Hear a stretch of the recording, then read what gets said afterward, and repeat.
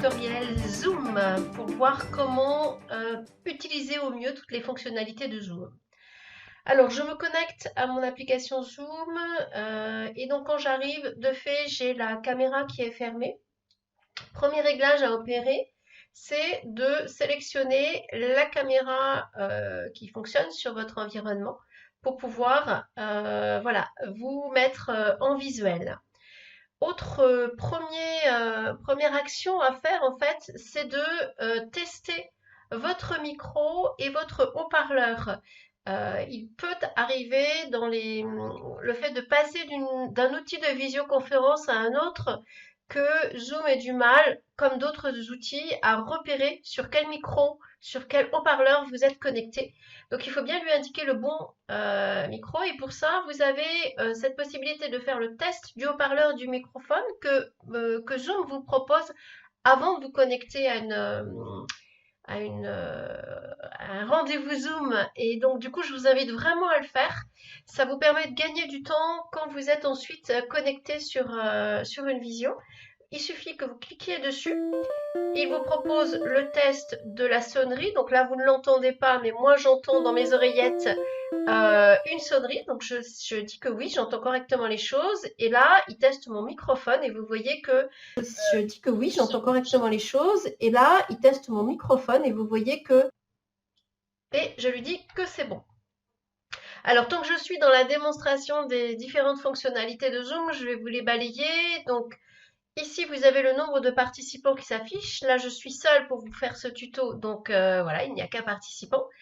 Ici, vous avez évidemment l'onglet de conversation. Il faut que je quitte le mode, voilà, plein écran pour l'avoir.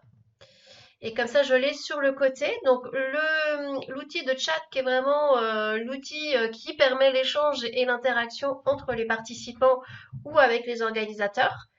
Vous avez plusieurs modes. Soit vous voulez écrire un message, vous voyez, qui sera destiné à tout le monde, soit quand plusieurs personnes sont connectées, vous verrez d'autres noms s'afficher ici et vous pouvez choisir de l'adresser à un interlocuteur en particulier, ce qui fait que vous êtes en conversation chat privée.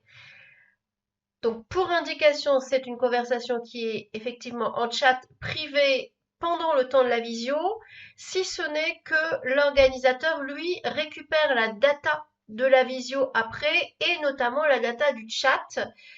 Et donc dans le chat, il va pouvoir, lui, voir les échanges qui étaient en privé. Donc sachez que vous avez cette distinction-là quand même à faire. Autre fonctionnalité qui peut à un moment vous être proposée, c'est de partager votre écran. Donc c'est cette touche qui est ici. Il vous faudra là, sur Zoom, quand vous partagez, choisir la fenêtre de partage que vous choisissez de partager. Toutes les visios ne fonctionnent pas de la même façon. Certaines ne vous proposent pas de partager l'une ou l'autre des fenêtres et de fait, vous partagez votre écran. Mais là, sur Zoom, vous avez cette possibilité-là. Pour ceux qui sont sur des usages un petit peu plus avancés, vous avez ici un tableau blanc qui est aussi assez sympa à pouvoir utiliser en partage d'écran. Autre fonctionnalité, quand vous êtes sur le mode organisateur, c'est que vous pouvez enregistrer votre visio. Quand vous êtes participant, si une visio est enregistrée, vous avez ici en haut à gauche un petit picto rouge qui vous indique que la visio est en cours d'enregistrement. Une autre fonctionnalité hyper intéressante avec Zoom et que vraiment toutes les visios n'ont pas, c'est la possibilité de partager un groupe en petits groupes pour faire un travail beaucoup plus de proximité et d'interaction.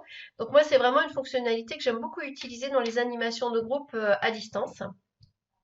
Et enfin ici, un petit outil qui vous permet de réagir, voilà, pour que ça fonctionne bien en visio. Il y a souvent des modes de fonctionnement qui fait que tout le monde ne peut pas parler en même temps et qu'on avance souvent micro fermé. Par contre, vous pouvez réagir avec ces petits outils-là qui sont tout simples, mais qui vous permettent tout de suite de montrer dans la mosaïque des participants ce que vous pensez d'une idée qui est annoncée ou voilà, vous pouvez donner votre avis.